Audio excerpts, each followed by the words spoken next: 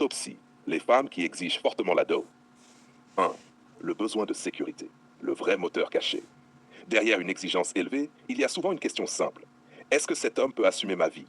Peur de l'instabilité, peur de tomber sur un homme irresponsable, besoin de garanties concrètes. La dot devient alors une preuve matérielle. Mais nuance importante, ce n'est pas toujours de la cupidité, c'est souvent une peur mal formulée. 2. L'influence du cadre familial. Très souvent, ce n'est même pas elle seule.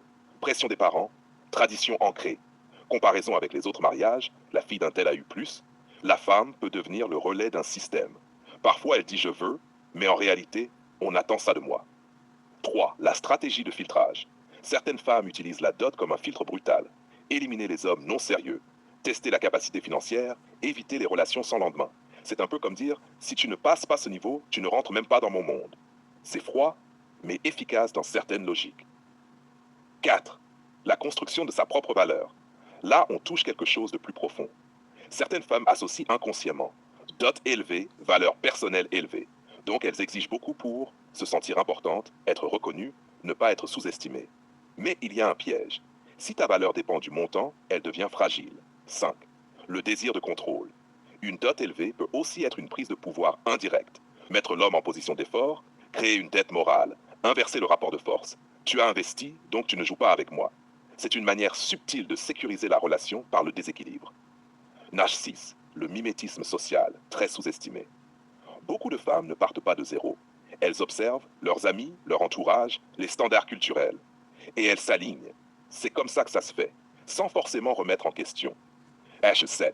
Le cas plus dur, la logique opportuniste. On ne va pas l'éviter. Oui, certaines femmes voient la dot comme un gain financier, optimisent le mariage comme une opportunité, évaluent les hommes comme des ressources. Là, on est clairement dans une logique transactionnelle. Mais ce n'est pas la majorité, juste la version la plus visible. Lecture finale, la plus honnête. Quand une femme exige fortement la dot, il y a souvent un mélange de sécurité, pression sociale, stratégie, besoin de reconnaissance, parfois opportunisme. Rarement une seule raison pure. La vraie question à poser, niveau avancé. Au lieu de juger directement, il faut se demander, qu'est-ce qu'elle cherche vraiment à sécuriser derrière cette exigence? Parce que si c'est la peur, ça se travaille. Si c'est la pression, ça se comprend. Si c'est le calcul, ça se détecte.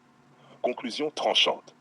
Une femme qui exige fortement la dot ne dit pas juste ⁇ Donne-moi de l'argent ⁇ Elle dit souvent ⁇ Prouve-moi que je peux te faire confiance dans un monde incertain ⁇